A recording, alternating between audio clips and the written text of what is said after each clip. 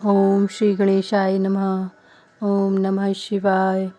देवताओं के अनुरोध से वैष्णव ब्राह्मण के वेश में शिवजी का हिमवान के घर जाना और शिव की निंदा करके पार्वती का विवाह उनके साथ न करने को कहना। ब्रह्मा जी कहते हैं, नारद, मैना और हिमवान की भगवान शिव के प्रति उच्च कोटि की अनन्य भक्ति देख इंद्र आदि सब देवता परस्पर विचार करने लगे। तदंतर गुरु बृहस्पति और ब्रह्मा जी की सम्मति के अनुसार सभी मुख्य देवताओं ने शिव जी के पास जाकर उनको प्रणाम किया और वे हाथ जोड़कर उनकी स्तुति करने लगे। देवता बोले, देव देव महादेव, करुणाकर शंकर, हम आपकी शरण में आए हैं, कृपा कीजिए, आपको नमस्कार है।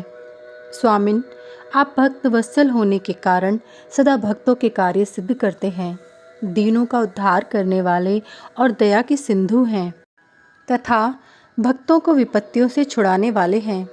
इस प्रकार महेश्वर की स्तुति करके इंद्र सहित संपूर्ण देवताओं ने मैना और हिमवान की अनन्य शिव भक्ति के विषय में सारी बातें आदरपूर्वक बताईं। देवताओं की वह बात सुनकर महेश्वर ने उनकी प्रार्थना स्वीकार कर ली और हंसते हुए उन्हें आश्वासन देकर विदा किया। तब सब देवता अपना कार्य सिद्ध हुआ मानकर भगवान सदाशिव की प्रशंसा करते हुए शीघ्र अपने घर को लौटकर प्रसन्नता का अनुभव करने लगे। तदंतर भक्त वत्सल महेश्वर भगवान शंभु, जो माया के स्वामी हैं, निर्विकार चित्त से शैलराज के यहाँ गए। उस समय गिरिराज हिमवान सभा भवन में बंधु वर्ग से घिरे हुए पार्वती सहित प्रसन्नतापूर्वक बैठे थे। इसी अवसर पर वहाँ सदाशिव ने पदार्पण किया। वे हाथ में दंड, छत्र, शरीर पर दिव्य वस्त्र, ललाट में उज्ज्वल तिलक, एक हाथ में स्फटिक की माला और गले में शालग्राम धारण किए भक्तिपूर्वक हरि नाम का जप कर रहे थे और देखने में साधु वेशधारी ब्राह्मण जान पड़ते थे। उन्हें आया देख सपरिवार हिमवान उठकर खड़े हो गए। उन्होंने उन अपूर्व अतिथि देवता को भूतल पर दंड के समान पड़कर भक्तिभाव से साष्टांग प्रणाम किया।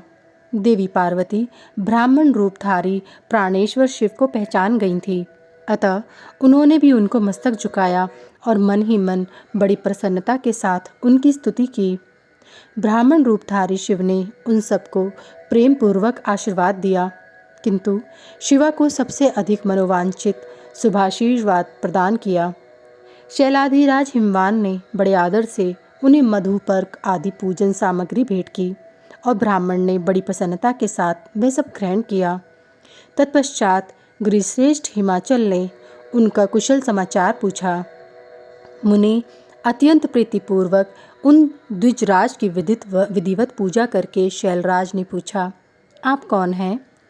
तब उन ब्राह्मण शिरोमणि ने गिरिराज से शीघ्र ही आदरपूर्वक कहा। वे श्रेष्ठ ब्राह्मण बोले, गिरिश्रेष्ठ, मैं उत्तम विद्वान वैष्णव ब्राह्मण हूँ और ज्योतिषी की वृत्ति का आश्रय लेकर भूतल पर भ्रमण करता हूँ। मन के समान मेरी गति है।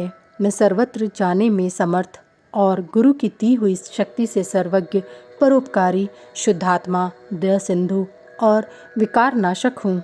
मुझे ज्ञात हुआ है कि तुम अपनी इस लक्ष्मी सरीखी सुंदर रूप वाली दिव्य सुलक्षणा अपनी पुत्री को एक आश्रय रहित असंग कुरूप और गुणहीन वर महादेव जी के हाथ में देना चाहते हो। वे रुद्र देवता मरघट में वास करते, शरीर में सांप लपेटे रहते और योग साधे फिरते हैं। उनके पास पहनने के लिए एक भी वस्त्र नहीं है, वैसे ही नंग धड़ंग घूमते हैं। आभूषण की जगह सर्प धारण करते हैं। उनके कुल का नाम आज तक किसी को ज्ञात नहीं हुआ। वे कुपात्र और कुशील हैं, स्वभावतः विहार से दूर रहते हैं, सारे शरीर में भस्म रमाते हैं, क्रोधी और अविवेकी हैं। उनकी अवस्था कितनी है यह किसी को ज्ञात नहीं। वे अत्यंत कुत्सित जटाकार बोझ का सदा सिर पर धारण किए रहते हैं। वे भले बुरे सबको आश्रय देने वाले, भ्रमणशील, नागहारधारी, भिक्षुक, कुमार परायण तथा हठपूर्वक वैदिक मार्ग का त्याग करने वाले हैं। ऐसी अयोग्य वर को आप अपनी बेटी भी आना चाहते हैं? अचलराज, अवश्य ही आपका यह विचार मंगलदायक नहीं है। नारायण कुल में उत्पन्न ज्ञानियों में श्रेष्ठ गिरिराज, मेरे कथन का मर्म समझो। तुमने जिस पात्र को ढूंढ रखा है वह इस योग्य नहीं है, कि उसके हाथ में पार्वती का हाथ दिया जाए। शैलराज, तुम ही देखो, उनके एक भी भाई बंधु नहीं हैं। तुम तो बड़े बड़े रत्नों की खान हो, किंतु उनके घर में भूंजी भांग भी नहीं है। वे सर्वथा निर्धन हैं। गिरिराज, तुम शीघ्र ही अपने भाई बंधुओं से, मैना देवी से, सभी बेटों से और पंडितों से भी प्रयत्नपूर्वक पूछ लो, किंतु पार्वती से न पूछना, क्योंकि उन्हें शिव के गुण दोष की परख नहीं है। ब्रह्मा जी कहते हैं, नारद, ऐसा कहकर वे ब्राह्मण देवता, जो नाना प्रकार की लीला करने वाले शांत स्वरूप शिव ही थे, शीघ्र खा पीकर आनंद पूर्वक वहाँ से अपने घर को चल दिए। अध्याय 31 समाप्त।